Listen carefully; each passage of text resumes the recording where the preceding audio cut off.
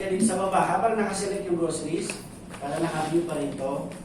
Then, conditional formatting. New rule tayo. Although may shortcut dito, pero dito pa rin tayo nalagi. Bakit? Once na nagbago yung version natin, at iba lang ginagamit mo, at wala itong shortcut na to, hindi mo na alam kung saan ka pumunta. Whereas dito sa standard na way niya, kung paano mo siya hanapin, nandiyan pa rin yan palagi. So ngayon, meron tayong format cells that contain. Then ito papalitan natin ng equal to. Then, dito, ang isi-select natin is yung maximum ng groceries. Di ba? Maximum ng groceries. So, sa taas, i-highlight niya palagi kung ano yung maximum nito. Di ba? Kasi pag doon ka nag-click sa taas, pag may nagbago, hindi na siya. So, ang maximum niya is 2,000.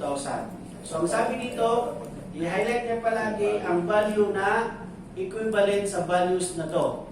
Yun ang master. Yan. So, pag-click mo ng okay, punta mo sa taas, okay, nasaan na yun? Ito natin, sorry. Yung Conditional formatting. font. Hindi natin na. Yan, tapos equal to itong 2,000. Hindi pa rin nagbago kasi hindi na nag-apply ng format niya eh. So, format. Dito tayo sa... Okay. Yung gawin ko lang, ang fill color. Okay. Then, basta lang any format na iba siya dun sa mga kasama niyang values. Para lang ma-identify mo, ito yung maximum. Ito yung maximum. Pag-click mo na okay. Doon ako. Okay. So, meron na siyang toleration 2,000. Ngayon, pagka halimbawa biglang ito ang ginawa kong mas malaki. Ginawa kong 3,000 to. Lilipat siya ngayon dyan. Bakit siya lumipat dyan? Kasi sa formula mo, ang sabi doon, kulayan niya ng orange yung anumang values dyan na katubas na nakalagay dito. Diba?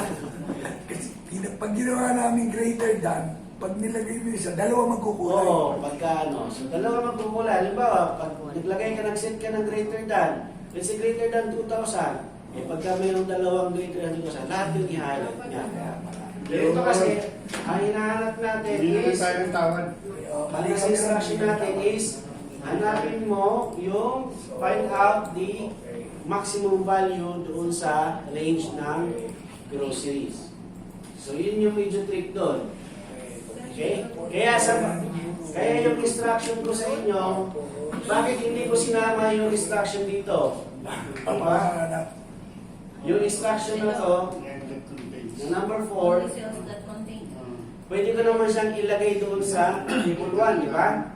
Pero hindi ko muna nilagay. Bakit? Kasi kailangan mo muna magawa yung, masolve mo muna yung table 3 bago ka bumalik sa table 1. Balik tayo dyan. Okay?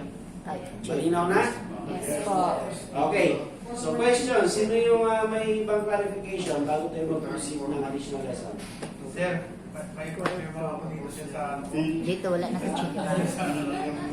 Hindi mo pa na ako, baka yung sa ex mo. Che, dito wala na. Dito ko sa No. dito Kaya susulat na. Ito, di ba? Ito, baba ka dito. Baba ka dito. Iyan. Average siya dito. Ano mo? Wala? Asan na siya? Ayan. Kwarto niya.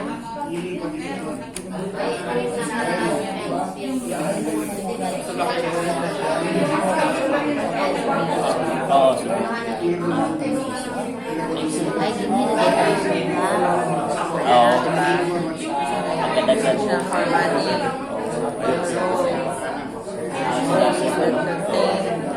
equal to. Yung role tayo magbuha. Tingnan mo muna. Link mo yan siya. Tapos, format. Ito.